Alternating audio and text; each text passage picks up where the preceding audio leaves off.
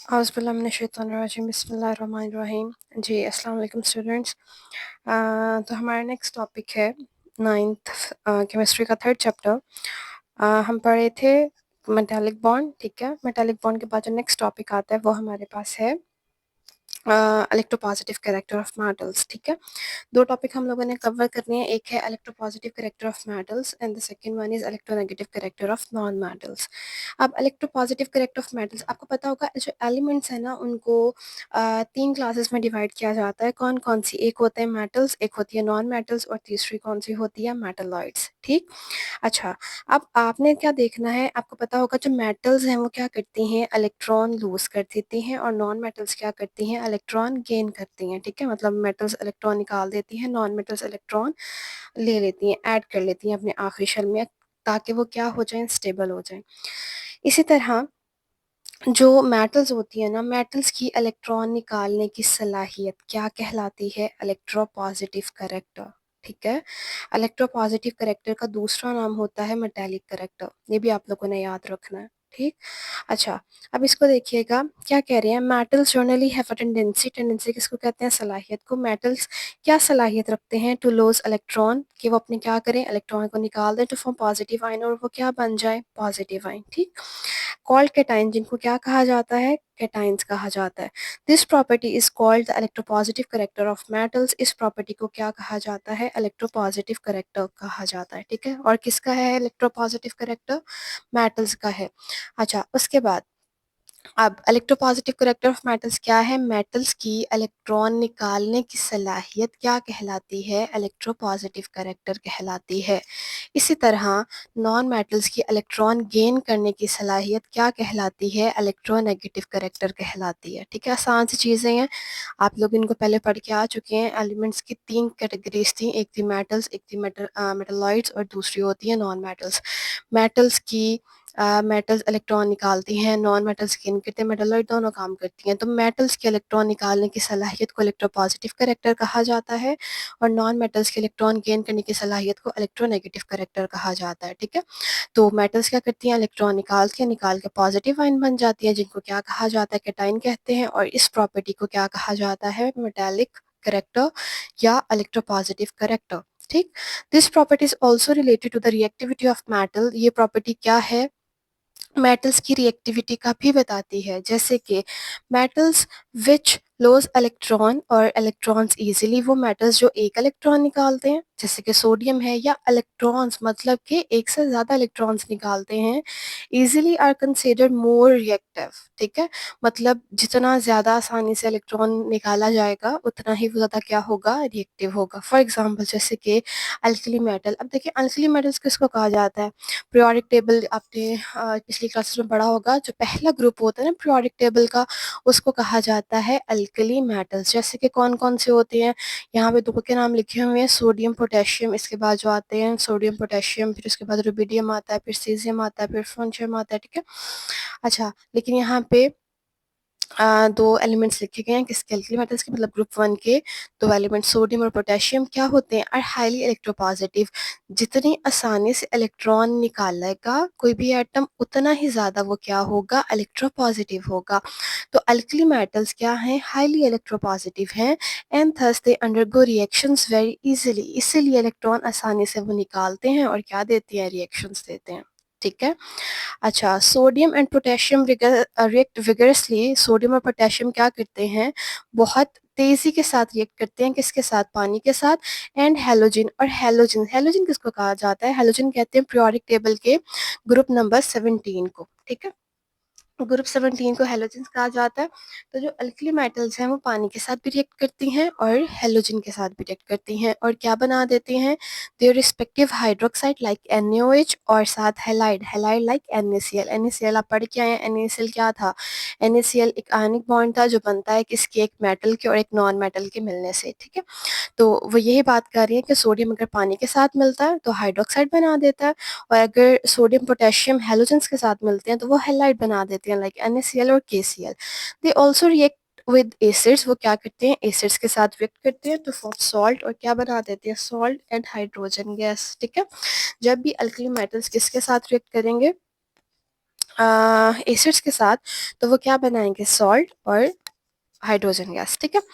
अच्छा, अब नेक्स्ट ये तो हमने पढ़ लिया मेटल्स। मेटल्स पहले उसकी जो क्लास थी वो अल्कली मेटल्स थी, ठीक है। जो दूसरी क्लास है वो क्या है, alkaline earth metals. Metals, alkaline earth metals like magnesium, calcium on the other hand lose their electron less easily, ये आसानी से इलेक्ट्रॉन नहीं निकालते, क्योंकि एक तो निकाल देते हैं, दूसरा निकालना मुश्किल हो जाता है, ठीक है। And thus they are less electropositive, तो ये क्या है, लेस इलेक्ट्रोपॉजिटिव है। क्यों लेस इलेक्ट्रोपॉजिटिव है, क्योंकि आसानी से इलेक्ट्रॉन नहीं निकाल रहे। मैंने अभी ऊपर बताया था, जितनी आसानी से इलेक्ट्रॉन निकालेंगे उतना ही ज्यादा वो मेटल क्या होगा, इलेक्ट्रोपॉजिटिव होगा, और जितनी मुश्किल से निकालेंगे इलेक्ट्रॉन उतना ही वो लेस इलेक्ट्रोपॉजिटिव होगा, तो उसका इलेक्ट्रोपॉजिटिव करेक्टर भी कम होगा, उसका मेटेलिक करेक्टर भी कम होगा, ठीक है। तो अल्कलाइन अर्थ मेटल्स क्या हैं, लेस इलेक्ट्रोपॉजिटिव हैं, किसकी निस्बत, अल्कली मेटल्स की निस्बत, मतलब ग्रुप 2 के एलिमेंट्स कम इलेक्ट्रोपॉजिटिव हैं और ग्रुप 1 के एलिमेंट्स ज्यादा इलेक्ट्रोपॉजिटिव हैं। अच्छा, फिर their reaction towards water and halogens are less vigorous, तो जाहिर सी बात है, अगर इलेक्ट्रॉन आसानी से निकाल ही नहीं रहे तो वो रिएक्ट कैसे करेंगे, तो इनका रिएक्शन भी इतना ज़्यादा तेज़ नहीं होता, आहिस्ता आहिस्ता ये क्या करते हैं, रिएक्ट करते हैं। मैग्नीशियम कैल्शियम पानी के साथ रिएक्ट करके हाइड्रोक्साइड बनाएंगे, और हेलोजन के साथ रिएक्ट करके हेलाइड्स बनाएंगे, ठीक है। अच्छा, इसके बाद आ गया ग्रुप 13। ग्रुप 13 में कौन सा एलिमेंट आ रहा है, एल्यूमिनियम, ठीक। एल्यूमिनियम का पहले जो ग्रुप 13 का पहला मेंबर होता है वो बोरोन होता है, फिर उसके बाद एल्यूमिनियम। फिर अब ये क्या कह रहे हैं, ये कह रहे हैं कि पहले हम लोगों ने ग्रुप 1 की बात की, फिर ग्रुप 2 की, अब ग्रुप 3 या 13 की बात कर रहे हैं। Aluminium is also highly electropositive metal, it reacts readily with mineral acid.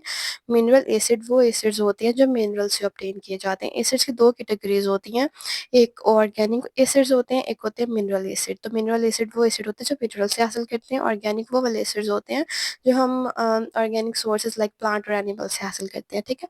अच्छा, एल्यूमिनियम क्या करता है, वो मिनरल एसिड के साथ रिएक्ट करता है और क्या बना देता है, सॉल्ट और वाटर। अल्कली मेटल भी सेम यही काम कर रहे थे। अल्कली मेटल्स क्या करते हैं, एसिड्स के साथ रिएक्ट करते हैं, सॉल्ट और हाइड्रोजन बनाती है। सेम एल्यूमिनियम भी क्या कर रहा है, एसिड्स के साथ रिएक्ट करता है और सॉल्ट और हाइड्रोजन बना देता है, ठीक है।